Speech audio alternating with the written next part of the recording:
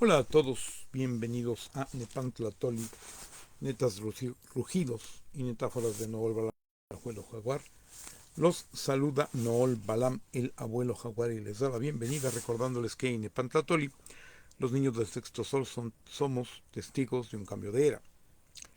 Hoy he titulado estos sueños e ideas, pero va a ser una modalidad de video que en algunas ocasiones voy a emplear, que le he llamado, mientras no se me ocurra, a esta modalidad de videos, constancia de la perplejidad, ¿no? A veces no tiene uno necesariamente una idea o varias ideas, una idea base que de origen a más ideas, de una manera contundente, absoluta y definitiva. Eh, Como, independientemente de que así lo consideren o no quienes vean los videos, lo entiendan, ¿no? A veces hay más como una tendencia a explorar. Normalmente cuando no hay una idea acabada, pues no hago un video. Pero hay otros que, aunque no son ideas absolutamente, digamos, acuñadas o que yo considerara ya, digamos, redondeadas, sí pueden resultar interesantes porque sería como, pues, una bitácora de camino dentro de la investigación, y creo que sí vamos a llegar a algo con esto, pero bueno, mientras tanto, pues sería como cuando uno dice veo esto, veo aquello y no lo acabo de entender, etcétera, y me siento perplejo y dije perplejo. Entonces, por ahí andaría la situación, ¿no? Cuando hay ideas que podemos seguir desarrollando. Y esto pues va por aquí. Luther King tiene un sueño, ¿sí? Y yo, por ejemplo, tengo muchas ideas. Eh, Me atrevería, a reserva de que yo, quizá porque sí las digo, siento que a veces son como que muchísimas. No sé qué tan característico sea esto. A mí mi jefe en una empresa editorial me decía, es que, prácticamente en plan de reclamo, ¿no? Es que todos los días entras por esa puerta, la de su oficina, con una idea diferente, ¿no? Bueno, yo creo que por un lado, claro, puede no haber sido el entorno apropiado para tener tantas ideas, pero por otro lado, pues también tiene que ver, ojo, yo ya he mencionado aquí que lo considero y lo consideraré siempre un gran capitán de empresa, ¿no? Sin embargo, ya por la ubicación y el contexto, ¿no? Tendría que ver con la cuestión de que dentro del subdesarrollo en el cual nos movemos, y en el que muchas veces el capitalismo se desempeña, sobre todo en los países del tercer mundo, en el cual se ufanan de no inventar nada, ¿no? Y de copiarlo todo, y ese es como su orgullo, ¿no? Pues bueno, claro que tener ideas nuevas pues no era necesariamente el entorno apropiado. Sin embargo, por ahí ya empezaríamos a ver el asunto, pero también me llama la atención, porque habiendo tenido una formación universitaria, pues una carrera de filosofía, pues como intelectual, este, o digamos que vaya que sí sería una carrera de intelectual, ¿no? No por estudiar filosofía vas a ser un intelectual, pero sería lo lógico, ¿no? Aunque no forzoso, que pudieras intentar serlo. El punto es que en un momento determinado yo veo como que hay escritores intelectuales pues que se caracterizan mucho como por una circunstancia pues de desánimo, de... Claro, es que podría, yo estaba pensando, los ateos, ¿no? O los antiteos, pues no tanto, porque a ver, también luego uno se encuentra en todos lados, con una actitud de desánimo, una actitud de escepticismo, una actitud pues nada motivada. Y yo a mi edad, 65 años, pues estoy muy entusiasmado y queriendo que las ideas se cumplan y creyendo en ellas. Entonces, pues por ahí hay una situación de alguna manera extraña. Esto lo veo en los jóvenes y en los intelectuales, ¿no? Así como que vienen de regreso por la vida, y lógicamente pueden tener muchas veces con áreas de suficiencia, con gran desánimo, con escepticismo y evidentemente como cansados, ¿no? Y esto es grave porque si los jóvenes ya están cansados, pues ¿qué va a pasar? Y hay algo, hay mucho de eso, ¿no? Eh, Ahora, yo estaba pensando aquí, porque este video estaría dentro de la temática, por un lado, va a terminar en lo de memoria del presente y futuro, otras cuestiones que tienen que ver con la tecnología, pero tendría que ver un tanto cuanto con la tercera parte de tu vida, que es lo que tiene que ver con los, como yo le llamo, sueños oníricos. Sueño, pues es todo el periodo de descanso, ¿no? Y yo le llamo sueño onírico a lo que llamamos normalmente sueños, ¿no? A lo que imaginamos dentro de esa circunstancia.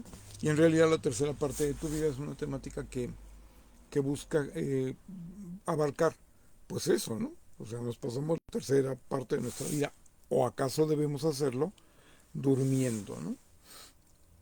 Algunos quizá más, como yo, por ejemplo, que mi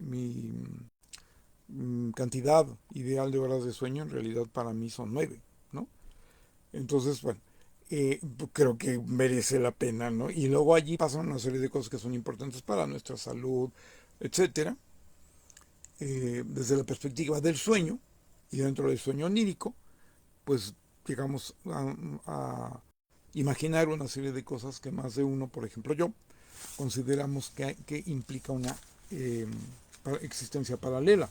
Entonces, bueno, por ahí creo que hay algo importante, porque aunque esto sea una suposición, mm, eh, no creo que tuviéramos que dedicarle la tercera parte de nuestra vida a algo que no tuviera un profundo significado. Ahora, aquí planteo que las ideas son para la vigilia, cuando estamos despiertos, lo que los sueños oníricos para el sueño, ¿no? El periodo de sueño. Eh, que tantas gentes, bueno, yo soy uno de ellos, nos levantamos en la mañana o cuando nos levantemos eh, con una idea que puede o no partir del sueño onírico, pero que ahí anda, está allí, ¿no? A mí eso me pasa muchísimo, pero muchísimo, muchísimo.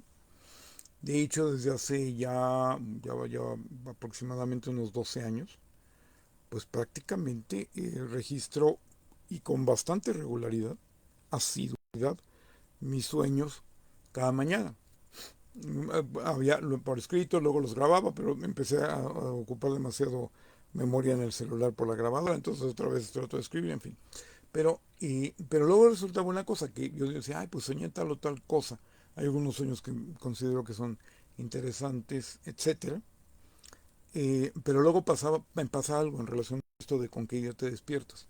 Que independientemente de que yo haya o no registrado los sueños, y muchas veces no, me surgen una serie de ideas, tantas que luego, al final, este, el sueño ya a veces ni lo recuerdo, o bueno, ya está por ahí muy olvidado, porque con los sueños pasa una cosa muy, muy curiosa. Y es algo que tiene que ver con nuestra profundidad, y yo le he encontrado un símil que considero, me gusta, interesante, porque se planteaba en algunos documentales que en la ciudad de Roma, abajo de la ciudad que se ve, con cosas antiguas o nuevas, hay edificios, esculturas, pinturas, habitaciones, ¿verdad? Pero muy conservadas tal cual, ¿no?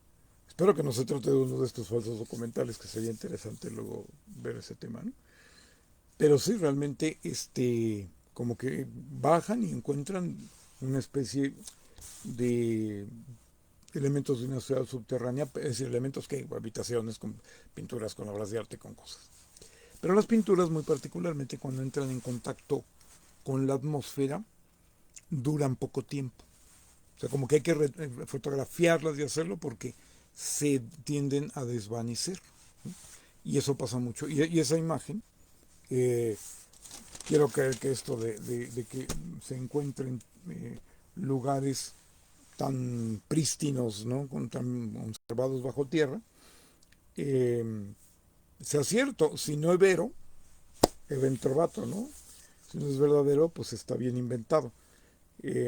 Como si es una ficción, pues sería, es interesante. ¿Por qué le diría que es una ficción? Bueno, porque normalmente cuando una cosa está bajo tierra, pues está repleta de tierra. Si puedes encontrar eh, habitaciones o lugares, obras de arte, pues se encuentran.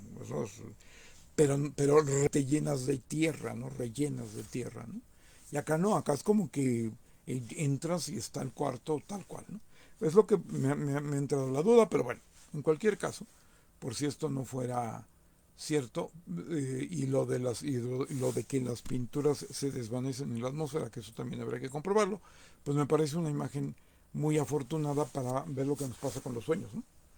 Que a mí al menos me sucede, no creo ser el único, que conforme despierto, y como que a veces lo conservo, pero hay una cosa, ¿no? A veces, como me llama mucho esto de los sueños, pues, tengo el sueño, pero todavía no me voy a levantar porque me quedan horas por dormir. Y entonces, acostado, trato como de memorizarlo para después conservarlo, ¿no? Pero como que si uno está en función de estar acostado, pues el sueño no va a permanecer. Es que hay que ya entrar en vigilia y desde la vigilia rescatarlo, cosa que además en más de una ocasión simplemente no se puede, porque uno tiene un sueño, bueno, yo tengo un sueño recurrente, o sea, incluso muchas veces como que se repite, porque a veces la modalidad de mis sueños es que como que lo vuelvo a soñar y que lo vuelvo a soñar y que lo vuelvo a soñar, y yo digo, no, pues de me voy a acordar, ¿no? En un juego entre el sueño y lo que yo llamo el dormevela, ¿no? O sea que ya no estás soñando, pero tienes una cierta articulación mental dentro de la... mm, pero, pero todavía no es vigilia, hasta que te despiertas y ya estás en vigilia. Si logras recordar, que muchas veces no, porque me pasa mucho que hay sueños que yo digo, no, pues lo soñé un montón y ahorita lo voy a... y ya no me acuerdo, ¿no? Y se va y se va y se fue, como esas pinturas que les decía, ¿no? Al entrar con la atmósfera se va desvaneciendo, se va y se desvaneció. Sin embargo, muchas veces me pasaba que cuando tengo ideas, y luego el sueño o lo recuerdo o ya ni lo recuerdo después de estar pensando en las ideas que me vinieron en la mañana, digo, tal vez podrían ser las ideas que de alguna manera me estaba comunicando el sueño. Y bueno, de especulaciones como estas que me parecen interesantes y de algunas otras cosas que ojalá pudieran serlo más, hablaremos en la tercera parte de tu vida, que este video en parte tiene que ver con ello, ¿no? Hay gente que habla mucho de consultarlo con la almohada, ¿no? Y evidentemente la almohada o el sueño no resuelve exactamente el problema.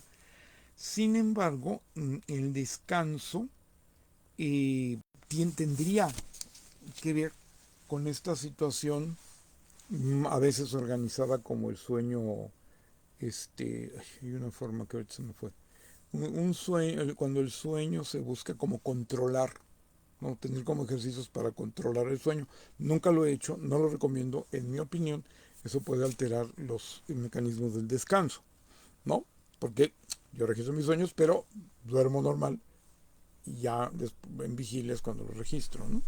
No recomiendo esto. El sueño lúcido le llaman, cuando como que hay una forma desde la vigilia de poder controlar el sueño, ¿no? Por diferentes motivos, ¿no? O con diferentes intenciones. No lo considero, yo por intuición, no lo recomiendo, ni lo hago, obviamente, porque considero que eso puede alterar los esquemas del descanso. Sin embargo, que tienen que ver con todo el cuerpo, la salud, etcétera, que también es un tema que habría que considerar. Sin embargo, una cosa es verdad, ¿no? El sueño tiene que ver con el hecho de que la mente, que en parte puede representarse como el famoso diálogo interno, nunca se detiene. El- yo incluso tengo una imagen que no la soñé, pero la aplico al sueño, de que el sueño es como esas bandas sin fin, que ahora se usan mucho en los aeropuertos, ¿no? O sea, no una escalera que sube, que baja, sino una banda que va como en plano y que te lleva de un lado a otro, ¿no? Pero el asunto es que yo digo, el sueño es como una banda sin fin que siempre está moviéndose y Por ejemplo, yo lo he visto en un aeropuerto, pues en cualquier lado. Al irte moviendo, pues vas viendo diferentes cosas, ¿no? Etcétera. Estás transcurriendo literalmente por algo y entonces en un momento determinado, pues no vas nada más allí, ¿no? Bueno, podrías estar en la banda sin fin donde tengo una pared blanca y no veas nada, pero supongamos que sí, que vas a ver una serie de cosas y tal. Y entonces yo digo, es que el sueño sería como una banda sin fin, eh, en la cual, aunque en realidad continúa, ¿no?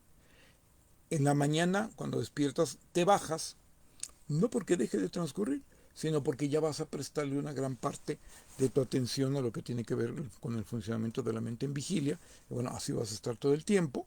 De repente podemos tener como ideas o qué sé yo, ocurrencias que de alguna manera pudieran tener que ver con los sueños. No solo con lo que soñamos en la noche, sino algo así como con los sueños que pueden estar transcurriendo, ¿no? Aunque nos hayamos bajado de la banda sin fin. Este, a mí me ha pasado que de repente cuando en el transporte público me quedo dormido, sí me ha sucedido que eh, a veces en un ratititito, ahí es lo que yo tengo que esclarecer con las teorías de que pasas por una etapa, por otra etapa y por fin llegas a la etapa en que sueñas, ¿no? Lo cual no niego ni estoy peleado con eso, pero sí me llama mucho la atención, o es demasiado rápido esa forma de pasar etapas, porque a veces estoy en algún momento, cuando me echo una cabeceada, por ejemplo en transporte público, de repente, pum, vale, ya estoy soñando y a veces hasta el mismo sueño me despierta porque algo me dice, no estás en tu cama, no estás en la noche, no te quedes dormido a ese grado, a ese nivel. Y han pasado, pero en verdad que unos cuantos minutos. Ciertamente sí, es verdad que dormimos soñamos, en sueño onírico, pocos minutos, ¿no? Pero a veces es que yo digo, sí, pero es que como que en 3 4 minutos ya estaba soñando en pleno, digo, por haber visto el reloj, lo constato, ¿no? Pero bueno, en cualquier caso, estas cosas que son curiosas e interesantes para aquellos que nos gustan estas cosas, eh, de alguna manera, bueno, para completar la imagen de la banda sin fin, como que yo digo, en la mañana ve abajo de la banda sin fin, pero sigue funcionando, y en realidad sigue funcionando en la mente. Y en la noche me vuelvo a subir, y entonces ya encuentro y veo otras cosas, porque ya va por otro lado, ¿no? En fin, no deja de ser interesante, ¿no?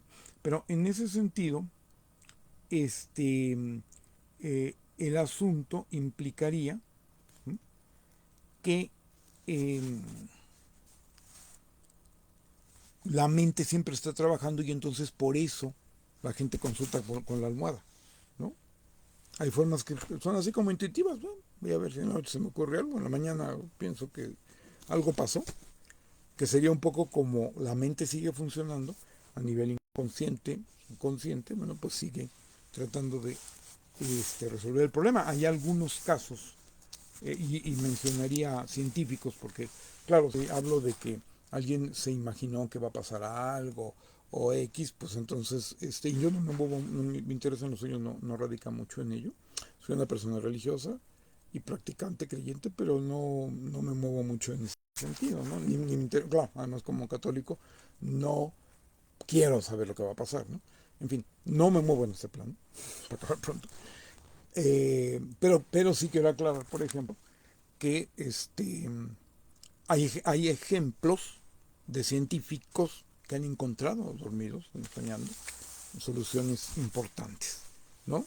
Que no tendría nada que ver con premoniciones o cualquier otra cosa que se pudiera considerar mágica o de algún grado de préter o sobrenaturalidad, ¿no?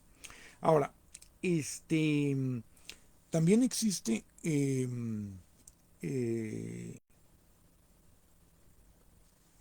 la cuestión eh, de lo que se da a llamar en español y en inglés, pero habría que ver en otros idiomas, como sueño, a lo que es más bien una aspiración, ¿no? No es ni el sueño de descanso, ni el sueño onírico, ¿no?, ni las ideas que surgen en vigilia, sino el sueño aspiracional, ¿no? O la aspiración a algo que a lo mejor digo, me parece perfecto el discurso ese maravilloso de Martin Luther King de Tengo un sueño, pero Martin Luther King de Tengo un sueño, pero en un momento determinado, bueno, vaya usted a saber si realmente lo había soñado dormido, es una forma de hablar. Pero todo esto está muy relacionado porque evidentemente tiene que ver con, digamos, incursiones con nuestras profundidades, ¿no? Luego, hay una cosa muy importante porque independientemente de que, vamos a ver, hay ideas, aspiraciones, que por algún motivo habría que ver si está justificado que se les pueda llamar sueños, sueños despiertos, ¿no? Y hay sueños oníricos, ¿no?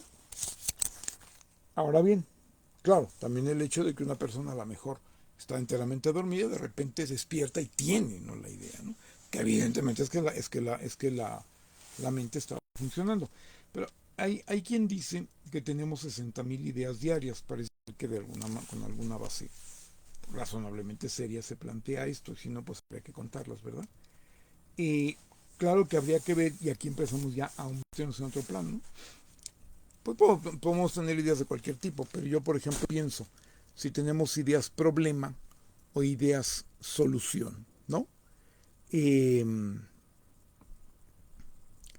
Evidentemente, claro que si tenemos ideas problema y no ideas solución, pues no tienen por qué ser malas, ¿no? Y habría que ver qué hacemos con ellas.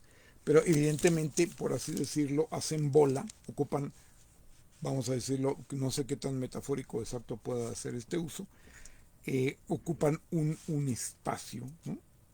Este, y entonces en ese sentido, eh,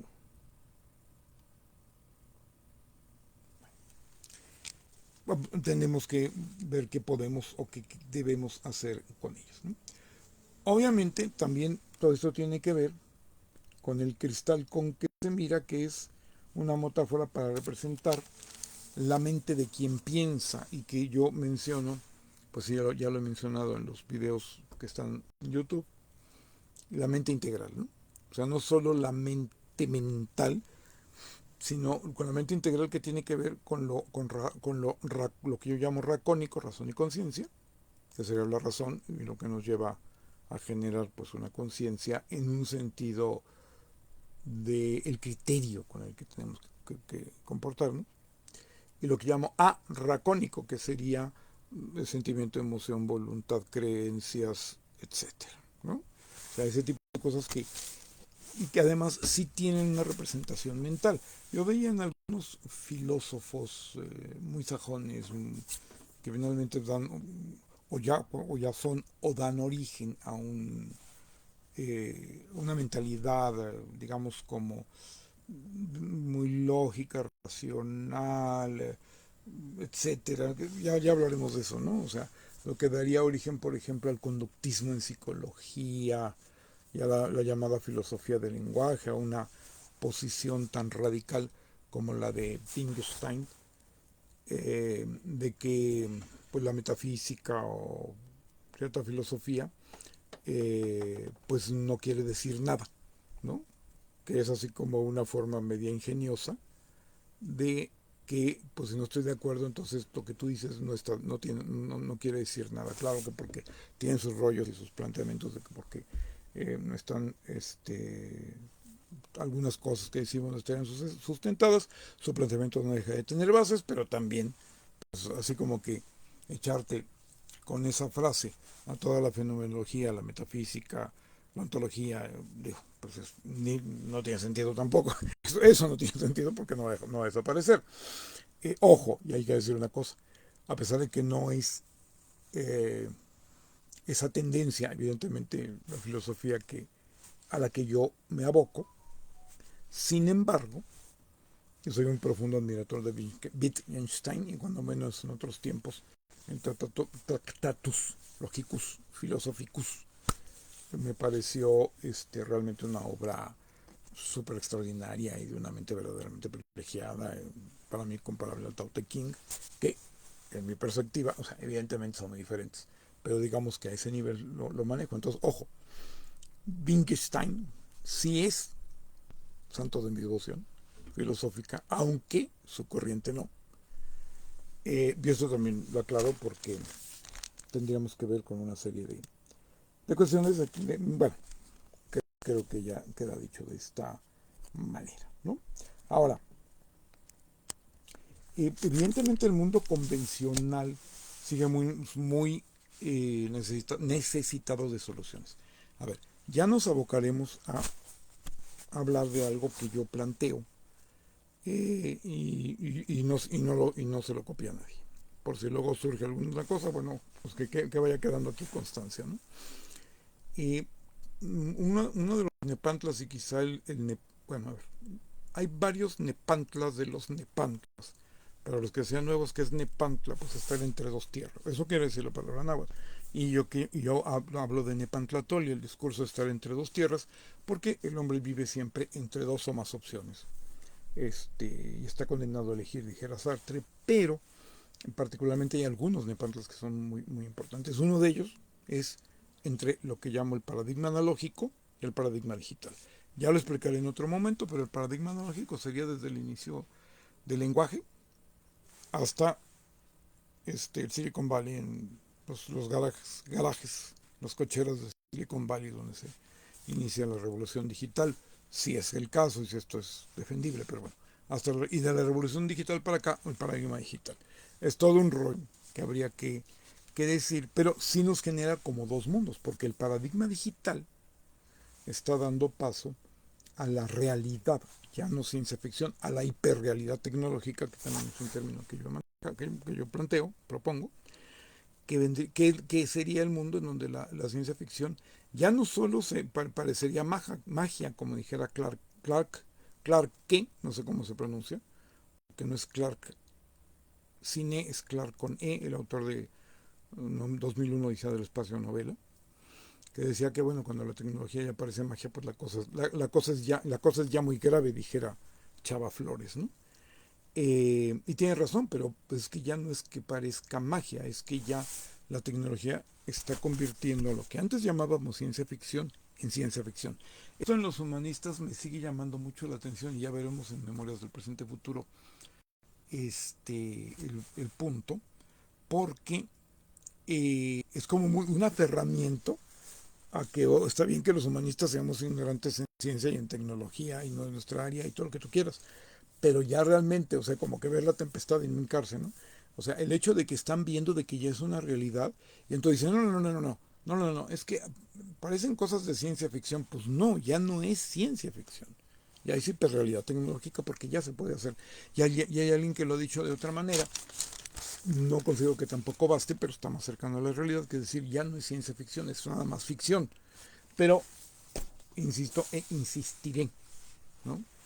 Voy a las librerías y encuentro pero tan pocos, o no encuentro, libros acerca de este cambio. Y es comprensible porque los problemas, a ver, encuentro tan pocos libros sobre el paradigma tecnológico que nos afecta a todos, que estamos obligados a abordar ese tema, aunque no sepamos de él, evidentemente tenemos que documentarnos, pero precisamente y mientras menos sepamos, ¿no? Y que nadie diga siquiera, bueno, voy a decir en este libro que ignorantes somos, ya sería algo, ¿no? Eso me llama mucho la atención, pero no positivamente. Ahora, pero hay algo por lo cual esta actitud es comprensible y consistiría en lo siguiente, es que los problemas de antes de la revolución tecnológica pues persisten, son muchos y muy graves y requieren muchas soluciones. Pero el mundo del paradigma digital, que habrá que plantearlo porque no hay varias cosas que decir que son importantes, es lo que nos está llevando a la transposhumanidad, a lo posthumano, ¿no? Ya hablamos en más de un video de eso y lo repetiré cada vez que venga caso. Ya no solo somos personas, animales y cosas, sino somos personas, animales y cosas e inteligencia universal, perdón, inteligencia artificial. Personas, animales y cosas más inteligencia artificial, que es lo que puede funcionar como persona, animal o cosa, ¿no?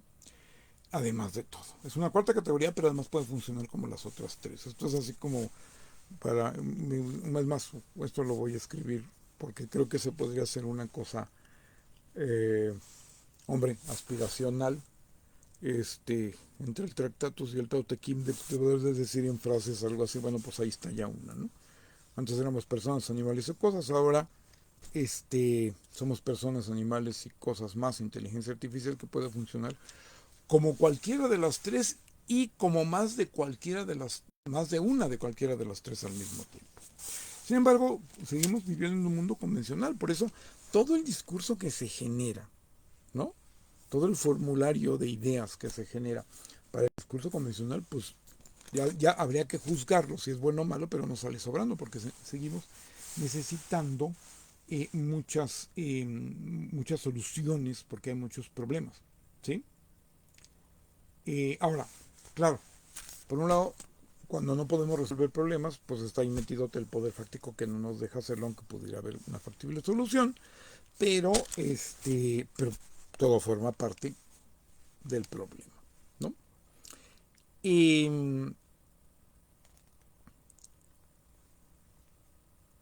necesitamos ideas para que haya soluciones, necesitamos ideas para que las soluciones funcionen, necesitamos ideas que finalmente serían contenidos, y necesitamos ideas para que operen los contenidos, etcétera, etcétera, etcétera. Y frente a esto hay un asunto muy peculiar, porque yo sostengo que Internet, en términos generales, pues es anticonciencia, ¿no? Tiene mucho que ver con la inteligencia, pero no eso no necesariamente conduce a la conciencia, ¿sí? No solo tiene que ver con el aspecto humano, sino con el hecho también de cómo se maneja el medio, porque si el medio es el mensaje y las cuestiones que dijo Marshall McLuhan tuvieron perentoriedad con la televisión, pero yo creo que alcanzan la plenitud de su aplicación con Internet, ¿sí? Ahí estamos viendo un problema grave. Pero cuando yo planteo que Internet es muy anticonciencia, ¿no? Por todo lo que ya he mencionado de que, por un lado, a ver, esto ya lo he dicho y pues lo repetiré cuando venga el caso, ¿no? Kerkhove, que fue uno de los, así se escribe Kerkhove, chica E, que no sé si se pronuncia Kerkhove, una cosa así, que fue uno de los colaboradores de McLuhan, ya de alguna manera continuando después de que él murió, no sé si todavía viva Kerkhove, McLuhan ya murió hace mucho tiempo. Lo mismo que un tal Punset, un señor ya también bastante grande, hace pocos años, que no sé si está vivo, pero que tuvo que ver con la cuestión de la educación, pero desde una perspectiva muy derechosa, de una perspectiva muy del poder fáctico, un hombre preparado, etcétera, ¿no? Que ocupó algún ministerio o cosas importantes en el gobierno español, etcétera, etcétera. Eso está fuera de discusión. Pero ambos coincidían en que la conciencia, ¿no? Pues no iba a ser relevante. Y ahora vemos que eso, pero además un poco como desde el interín de lo que se estaba generando tecnológicamente. O sea, eso es muy importante, porque los dos estaban en el ajo de esa situación. De alguna manera, no en la generación de la tecnología en sí misma, como en el hecho de y si los tuvieron lo estarían, pero yo no más bien los conocí como analistas sociológicos de la cuestión, ¿no? Y es ahora, pero bastante empapados en el tema y insisto, decimos en México, en España, bastante en el ajo, bastante adentro desde adentro, ¿no? Eso es importante entenderlo, ¿no? Eh, y entonces, eso, ahora que se habla de que la verdad es irrelevante, ¿no? Entonces, pues sí, las noticias son mentirosas, pero ¿cuál es el problema? Si la verdad es irrelevante, ¿no? Pues como que tal, por ahí hay una serie de cuestiones importantes. Entonces, cuando yo hablaba de decir Internet es anticonciencia por cómo funciona, que habría que manejarlo y veremos en Memorias del Presente y Futuro, sin embargo, también me llama mucho la atención porque dos influencers yo considero muy preparados, cuidado, muy preparados. Eh, este, un colombiano de nombre Freddy, no me sé el apellido, pero es de esta, digamos, emprendimiento internetico que se llama Platzi, que hace cursos de tecnología. Y Diego Rosarín, que son como que el aceite y el agua, porque Platzi es muy capitalista y Rosarín pues incluso se dice comunista y bueno, habría que comentar cosas específicas de ambos. Pero en cualquier caso, siendo ambos del espectro, ¿no? De internet y me atrevería a decir que influencers bastante poderosos, aparte de que eh, Freddy, ¿no? Yo le llamo Freddy Platzi porque no me acuerdo su apellido, pero es esa compañía Platzi. Platzi, este, ambos dos, uno muy de derecha y otro muy de izquierda, plantean que ojalá que desaparecieran las redes sociales, porque no conducen a nada bueno, porque entonces dice uno, ah caray, ¿no? Como que yo no llegaba tanto, ¿no? Porque además si no existían redes sociales, pues yo no estaría ahorita hablando con ustedes. Es su posición, no la mía. Pero esto nos habla precisamente de tantos problemas que habría, cuando menos que esclarecer, cuando menos, cuando menos que plantear, cuando menos, ¿no? Si es que es verdad, pero cuando menos es interesante, que plantear un problema bien ya es la mitad de su solución. No tengo pruebas ni dudas ni nada, pero no deja de ser una posición, no deja de ser algo pues digno de ser dicho y de ser considerado, ¿no? Entonces, por ahí eh, recordaba yo en la película, leí el libro y vi la película, no sé si hay más de una, pero bueno, una película ya de hace bastante tiempo, ya era colores, pero bueno, de Fahrenheit 451, del grande, del enorme, de mi... Tengo muchos ídolos literarios y Ray Bradbury es uno de ellos, ¿sí? Lo amo con locura y desesperación, lo admiro mucho. Creo que es realmente un Nobel que no, el clásico Nobel que no fue, ¿no? Como Borges, a pesar de ser tan de derecha, como como Carlos Fuentes, como tantos que debieron ser el premio Nobel y no lo fueron, ¿no? Pero bueno, pero en la película, porque no recuerdo si en la novela exactamente aparece así, las revistas, o sea, existían impresos, pero no eran libros. Acuérdense que en Fahrenheit 451 los bomberos no apagan incendios, sino incendian bibliotecas, porque se procura en un futuro distópico que la gente no lea. Bueno, aquí lo estaría yo relacionando. El, en la película parece que habría publicaciones de impresos, pero eran nada más puras imágenes, ¿no? Sin texto. Claro que esto podría ser un reto interesante porque, por ejemplo, yo como tanta gente que fomentamos la lectura, pues hay estos libros sin texto como para contar cuentos que puede implicar pues un reto muy interesante de la imaginación y una serie de cosas. Pero Bradbury no lo hacía bajo estos términos, sino por el hecho de decir que no hubiera ideas. Por ejemplo, sería una magnífica manera de poderlo decir, ¿no?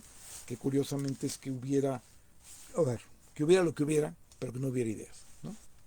Entonces, yo digo, Internet, ¿qué es lo que pasa, no?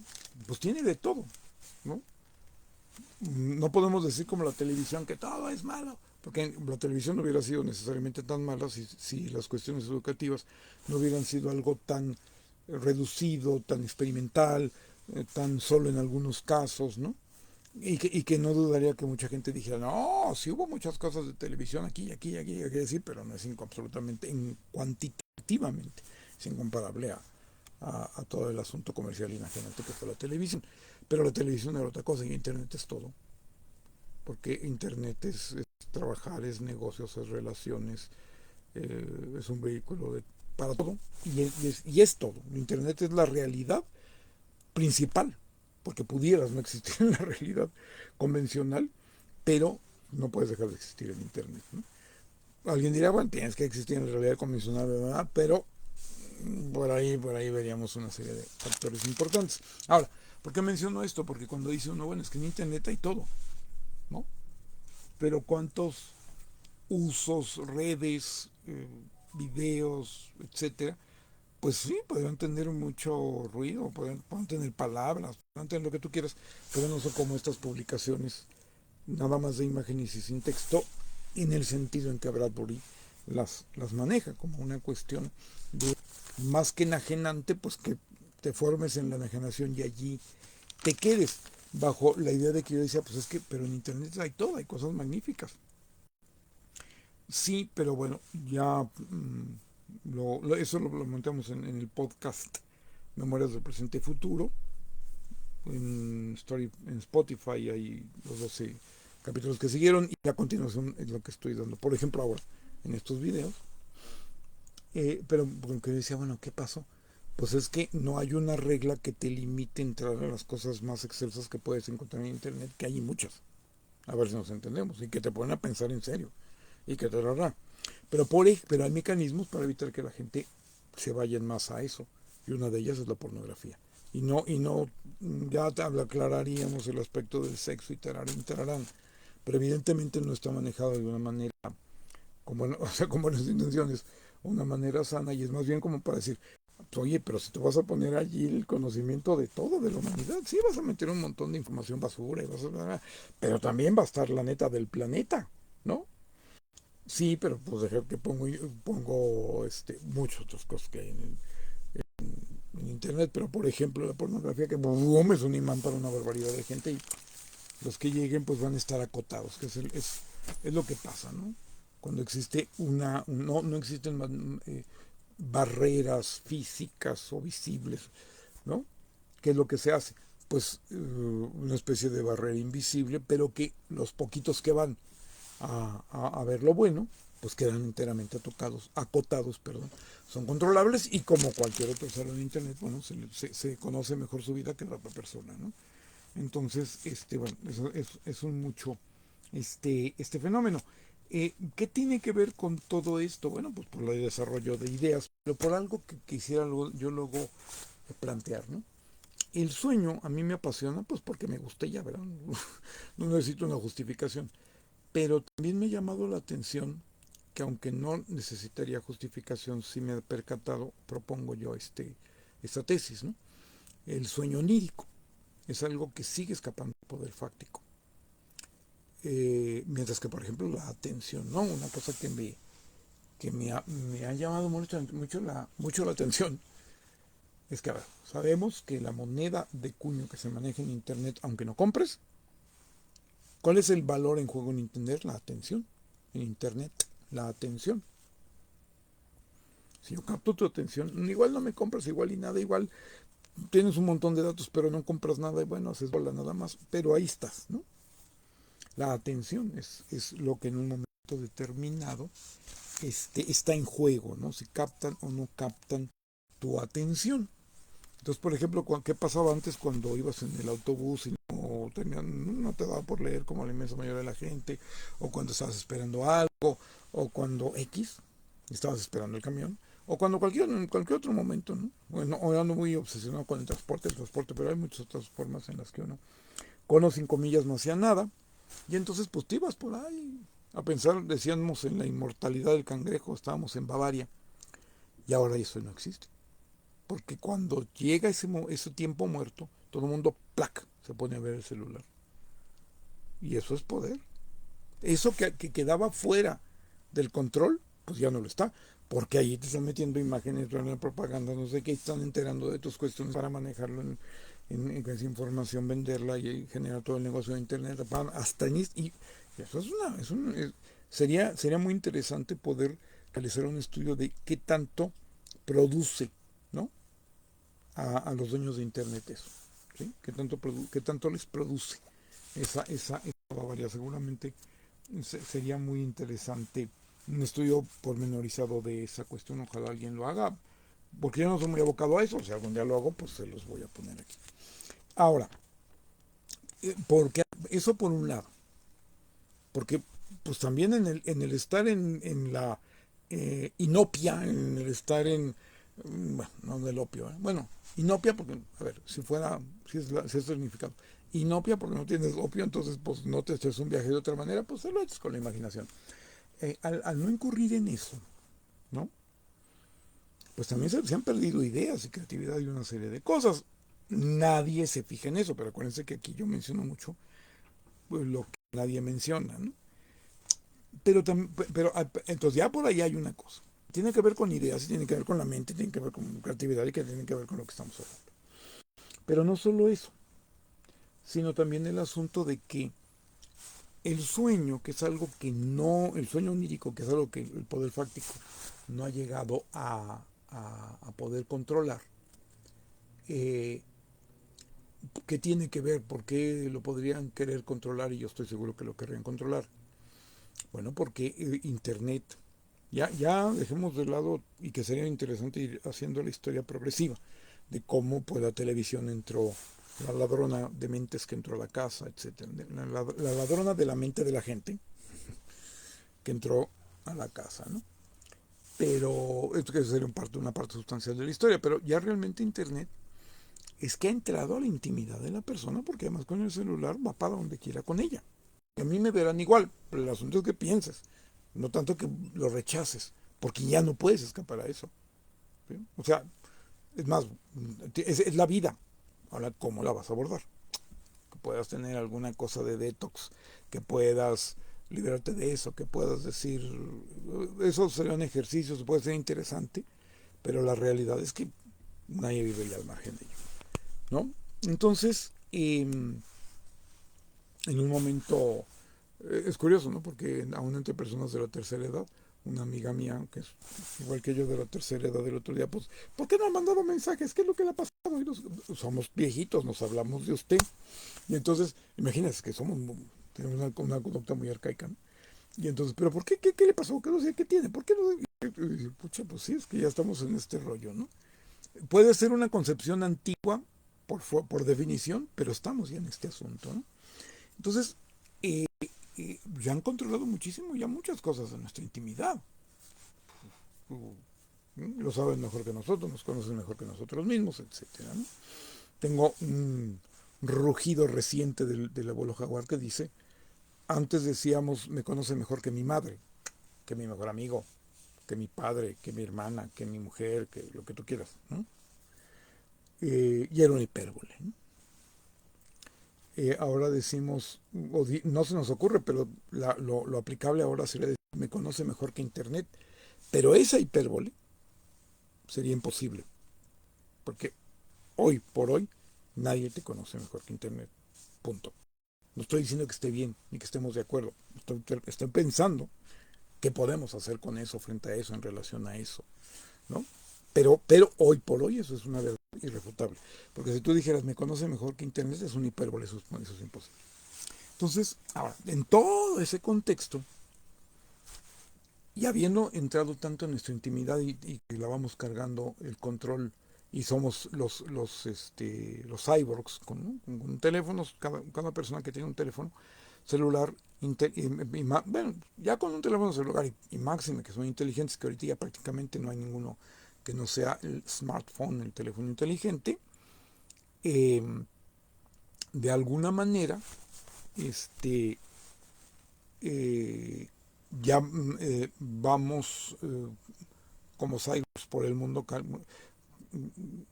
cada uno de nosotros. Y en un momento determinado hay 8.000 millones de habitantes del planeta y 8.500 millones de celulares, ¿no? O sea, mucha gente tiene dos, lo que tú quieras, pero la cosa ahí es bastante contundente y clara.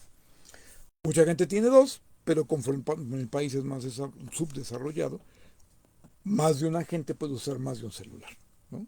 Entonces estamos ahí con una circunstancia peculiar. Y en todo eso, lo único que se escapa es el sueño. Pero yo he planteado algo importante, que el sueño es algo que Internet, bueno, perdón, considero que es importante. Para mí es importante. Este, eh, que Internet, al no controlar el sueño onírico, pues también nos trae mucho en la pantalla que sustituye a los sueños, ¿no? Que alguien puede decir que supera los sueños, ¿no? Y entonces, bueno, sí sueños en la noche, pero no importa que ya te acuerdes ni no te acuerdes, que la gente en general, en algunas culturas y en otros tiempos se apreciaba mucho los sueños, que se había que ir con los oráculos para que te los interpretaran, todo eso es muy interesante, muy bonito, y yo creo que también lo vamos a ver como una historia, y siempre con una cuestión de lo que yo llamo la renarración, ¿no? Algo que dice lo que fue, pero también puede tener una interpretación, en muchos casos, diferente, ¿no? O la relectura, la renarración sería como volver a contar el cuento, pero ya bajo una perspectiva diferente y en muchos casos la actual. Ya veremos algún ejemplo por allí, que ya lo ha habido en los videos que están en YouTube en los anteriores, ¿no? Entonces, en un momento determinado, es cuando digo como que mientras nos logran poner un chip para controlarnos hasta el sueño, hasta los sueños oníricos, van a vivir como en un mundo de ensueño, ¿no? Que yo incluso lo veía desde cosas muy, muy, muy elementales, que otras generaciones pues no pasaron, ¿no? Las generaciones actuales ya no pasaron, no vivieron, no. Que era el hecho de que cuando uno trabajaba con máquina de escribir, yo fui más de la época de la máquina de escribir y la fotocopiadora. O sea, era realmente joven en ese momento. En las empresas que estuve, en el México que estuve, en lo que ustedes quieran, ¿no? Bueno, van a decir, no, en ese mismo tiempo ya fulano, perengano, ya estaban las computadoras. Pero vamos, es que somos de algo que la gente ya ni sabe que existió, que fue la computación analógica, ¿no? Pues ya con eso, ya con esto estoy diciendo todo, ¿no? ¿Qué? Pues hubo eso, ¿no? Y más cosas así que son realmente ya del pasado de la prehistoria, ¿no? Pero trabajar a máquina, ¿no? Pues era trabajo.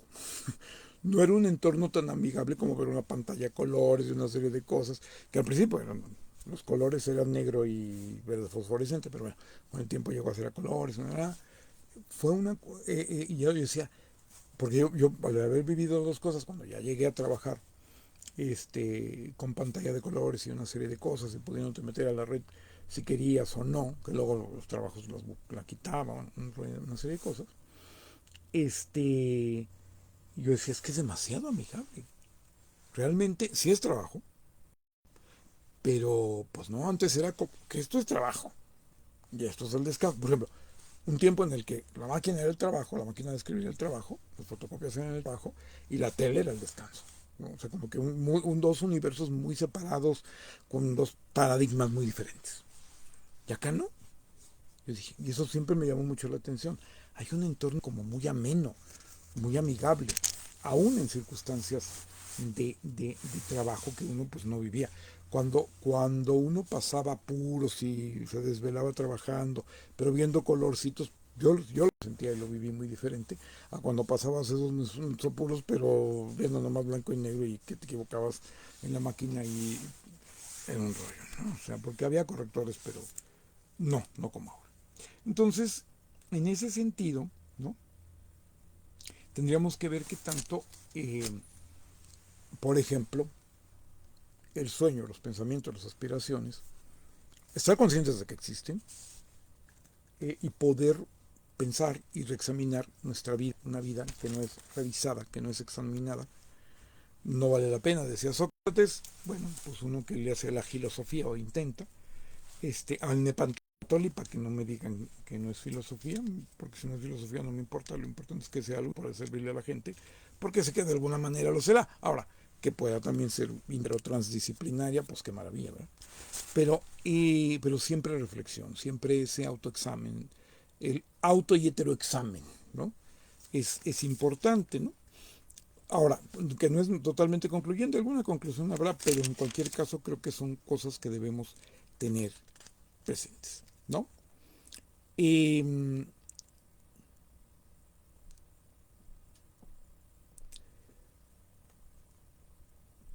claro, aquí estaba yo pensando en una cosa interesante, ¿no? Y había una ironía en estos textos de capacitación de tipo empresarial, ¿no? De que si tenías un problema, tenías solución para el problema, o tenías un problema, a ver, si tenías solución para un problema, o tenías una solución en busca de un problema, porque no había, tenía la solución pero no el problema. Por ahí hay una cosa importante, ¿no? Interesante. Eh, Sin embargo, ¿qué es lo que pasa? Esto puede parecer como una simple jalada del viejito que les está hablando, pero no necesariamente porque da origen a diferentes cosas, ¿no? Este, pero se me ocurre una o dos, que serían estas, ¿no? ¿Qué pasa cuando la gente sí tiene el problema, pero no conciencia de que lo tiene? Eso es viejísimo. Yo lo vi más bien en cuestiones de trabajo social hace 40 años, ¿no? O sea, ¿qué pasa cuando la gente sí tiene el problema, pero no tiene conciencia de que tiene el problema, ¿no?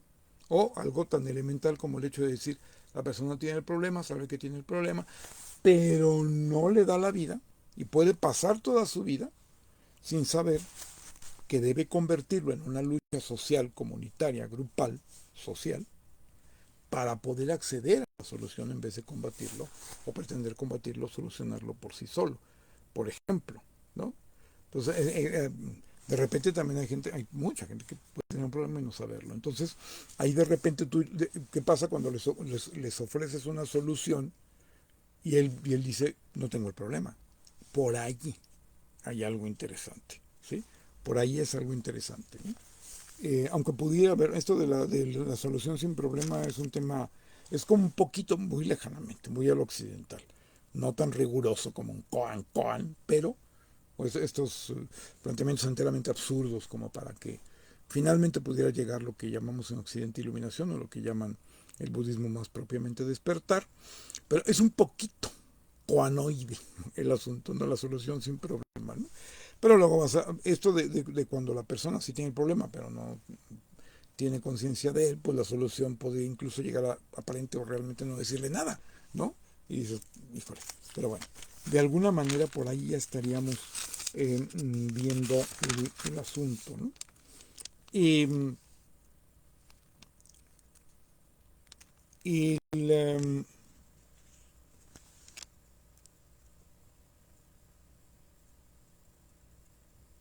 ahora, aquí venía otra cosa que yo ya he tratado en más de un video, y es que antes o sea, vamos a ver, obviamente antes, y mientras más antes fuera, mientras más antiguo fuera esto que les voy a decir, era más claro. Luego fue cambiando poco a poco, primero poco a poco y luego mucho a mucho. Ya la generación digital ya no sucedió. ¿Y qué es? El hecho de que la generación anterior tenía en realidad un planteamiento del mundo y las soluciones las enseñaba a la generación. ¿Sí? De alguna manera eso tenía todo que ver con la educación. Pero si ya en los ochentas, mucho antes de que llegáramos a estas barbaridades en las que estamos ahora, ya en los ochentas había quien decía que, mucho ojo, tengan conciencia de que estamos generando estamos educando generaciones para un mundo que todavía no existe, para problemas que todavía no sabemos cuáles van a ser. Y había gente, no sé desde cuándo lo dirían, yo me topé con eso alrededor de 1980, ¿sí? Pero claro, todo lo pensábamos muy analógicamente porque ahora, pues no es que pensemos muy digitalmente, pero lo digital existe, nos trae soluciones, en fin, creo que tenemos todavía tenemos más ricamente planteado el problema, aunque no necesariamente tengamos, por ejemplo, en mi caso, las soluciones, pero o las soluciones que ahí no nos gustan y al mismo tiempo no entendemos cómo se llega a ellas. En fin, hay todo, por eso estamos aquí comentando todo esto. Pero en un momento determinado, allí ya estaba dándose aquello a lo cual estamos enfrentando en este tiempo. Que el hecho de que ya la generación que va saliendo, pues no tiene las soluciones y no se las puede enseñar a la generación nueva. Porque ¿qué era lo que pasaba? Bueno, insisto, antes, ¿qué podríamos decir? Quizá del mediados del siglo XX para atrás, por ahí, ¿no? El hecho de que había más bien una competencia generacional y el joven decía que el viejo estaba caduco y el viejo decía que no tienes experiencia, pero el mundo seguía funcionando de una manera razonablemente muy parecida a como había funcionado antes. Entonces la juventud pues era esa enfermedad que se curaba con los años, qué sé yo, ¿no? Pero esto fue cambiando de poco a poco a llegar de a mucho, Y realmente nosotros, por ejemplo, somos una generación que no le estamos entregando, bueno, no le estamos entregando, podríamos decir nada, vamos a decirlo así. No le estamos entregando el mundo a la generación siguiente. Por un lado ya lo están tomando y tienen que hacerlo bajo términos tecnológicos de algo que mayoritariamente la generación anterior no manejamos. Por lo tanto, pues no, ¿qué les vamos a decir? Esto tuvo todo que ver con el asunto de la pérdida de valor de la experiencia. Pues experiencia de qué? Creo que podemos rescatar la experiencia. Estoy como buena persona de la tercera edad viendo de qué manera válida, ojalá para alguien convincente, ¿no? Generando esto que debemos de hacer, que no tanto es lo que yo pretendo hacer en el Pantlatol y que no sería tanto, y esto cito a Soledad Loaiza, una persona bastante conservadora, pero bastante lúcida, que dijo que, un oxímoron, dijo que no es lo mismo tratar de eh, fundamentar opinión que construir conocimiento o fundamentar conocimiento.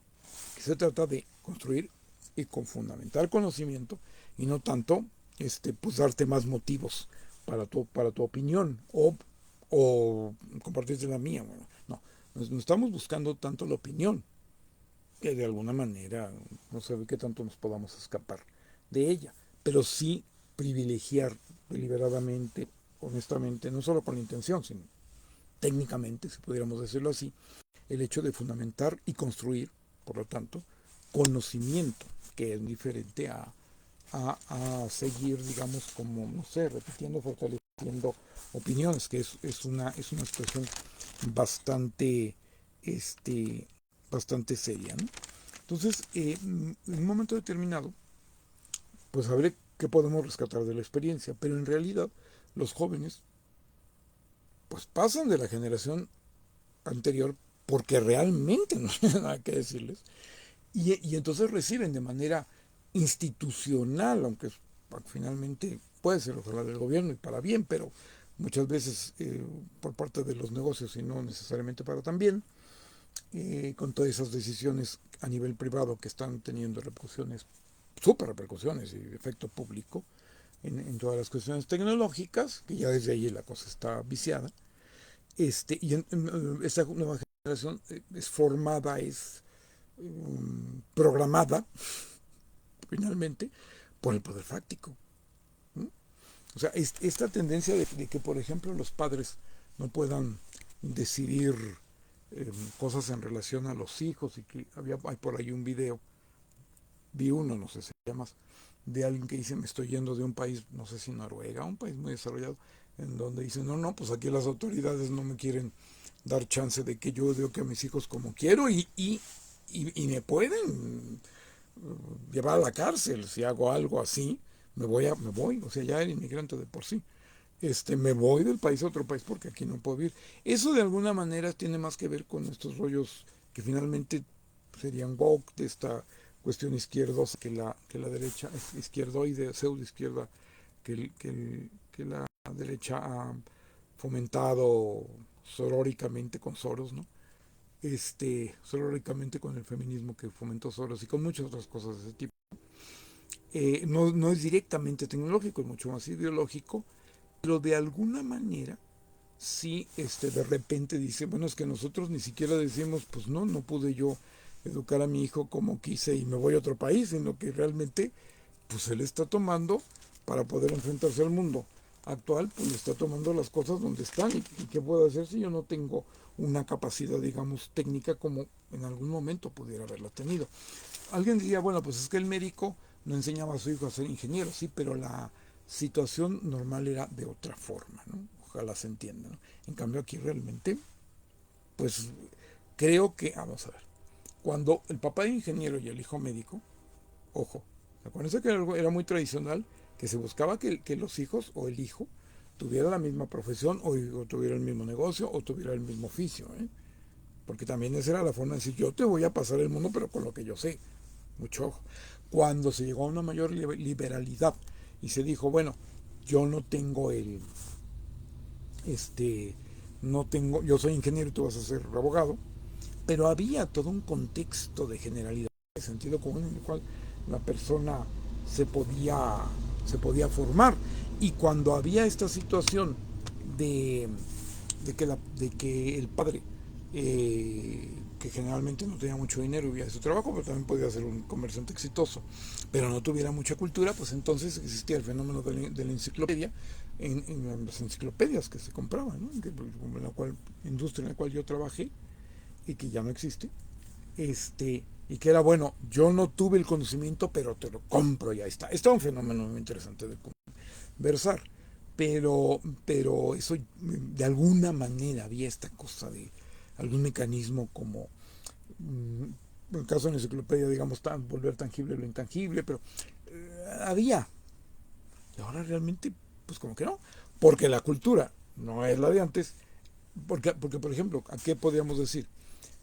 Hablaremos de esta metáfora que también yo planteo que es el condicionamiento cultural, que lo descubrí en la religión, pero es aplicable a muchas cosas. Es decir, cuando tú no tenías la misma eh, profesión que tu padre, pero sí compartías el mismo condicionamiento cultural, por ahí andaba la cosa. ¿Sí? En cambio, ahorita, muy poco del conocimiento cultural y de la tecnología, de las capacidades de esas, nada. Porque además ni ellos saben lo que va a venir. Claro que, claro, ¿qué sería rescatable de la experiencia? Para empezar, ¿no? Que este no es el video sobre el tema. El hecho de que en un momento determinado tú puedes decir, sí, pero tienes que ver a qué te llevan, sí, pero tienes que tener qué es lo que no veo en la juventud, y que bueno, ya hablaremos de eso, ¿no? Entonces, eh,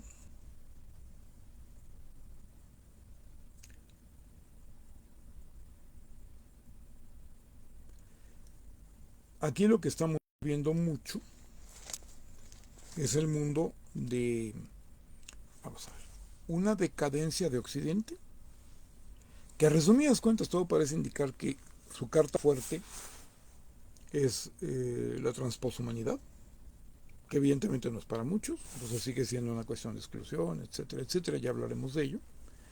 China, China, la India es un misterio, la India es la otra potencia que viene, pero es un misterio. Si China es calladita, India, pero de plano está invisible.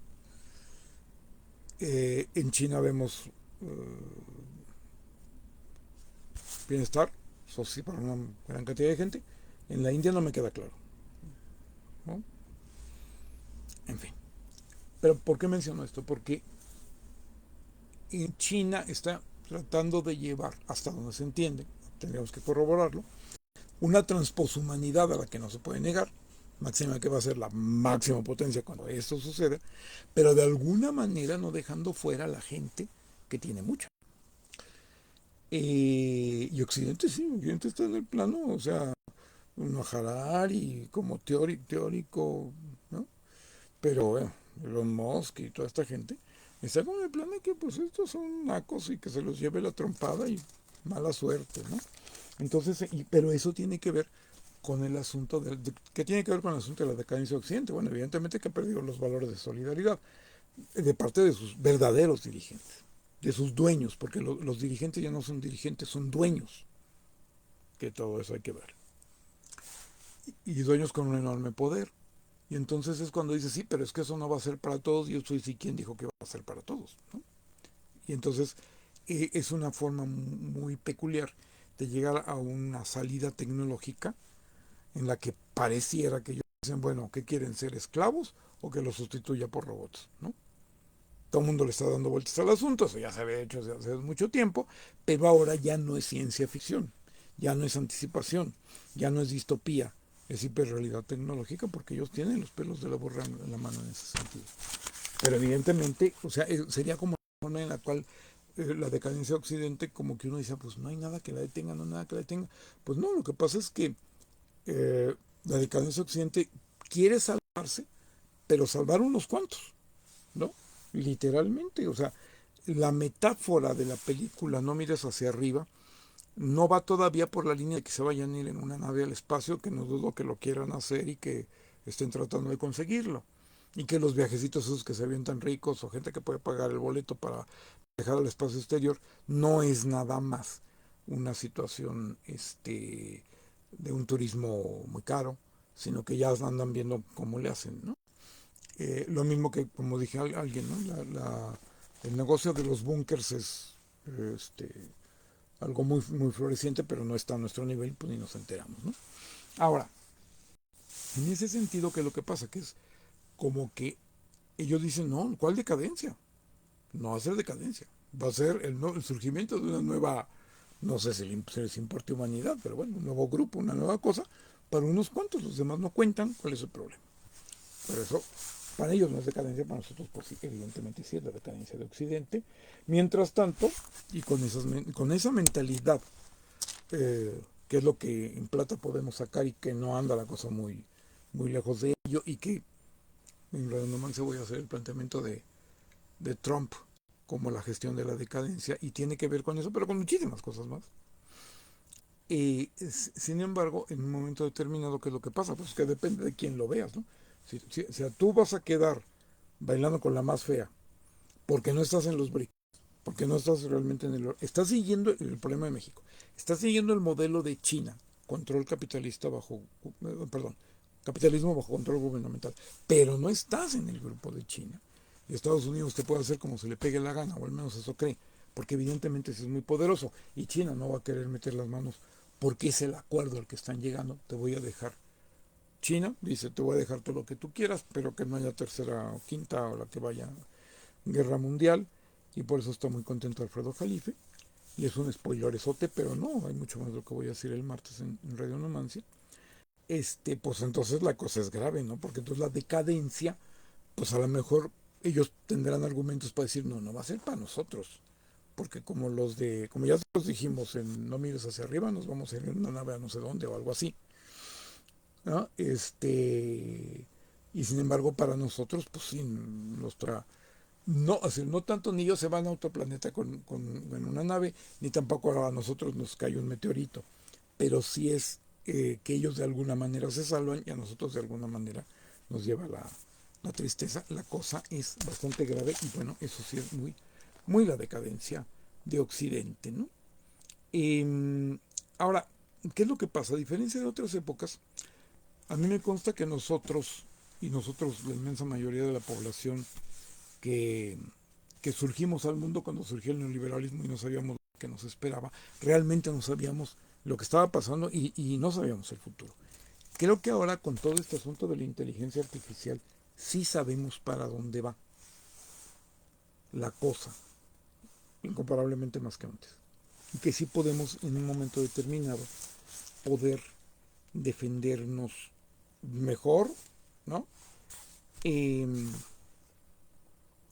el asunto, este, que, a ver, creo que ahorita está de moda la inteligencia artificial y hay motivo para que así sea.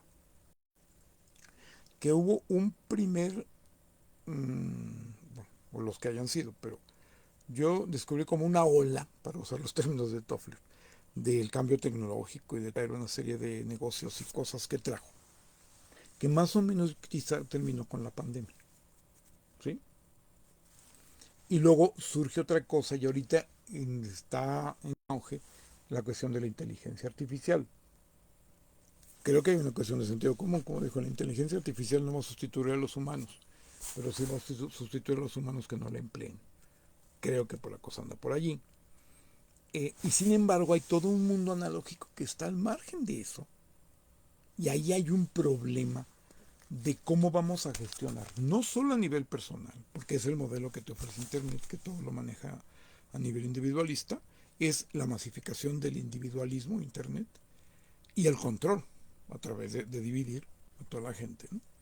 Pero el hecho de que nosotros podamos discernir a nivel social el asunto de la inteligencia artificial, junto con el hecho de que sí tenemos información, otra cosa es que volteemos para otro lado, de por dónde viene el futuro, en muchas cosas que ignoramos, pero sabemos lo suficiente como para podernos defender realmente la gestión social, no individualistoide, no con negocios que nomás te quieren sacar el dinero, no con todos los defectos de Internet.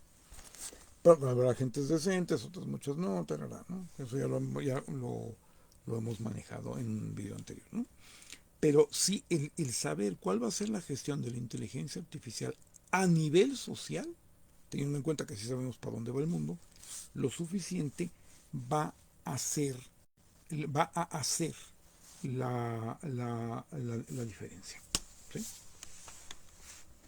No tratar de resolver las cosas cada uno por su lado, sino saber que si lo volvemos una causa social, podremos acceder a una solución, a una verdadera solución que tendría que ser social. Porque eso es lo que no ha desaparecido la necesidad de la justicia. Y una justicia que no es social, no es justicia. Muchas gracias por atender a este Nepantlatoli y nos vemos en el próximo.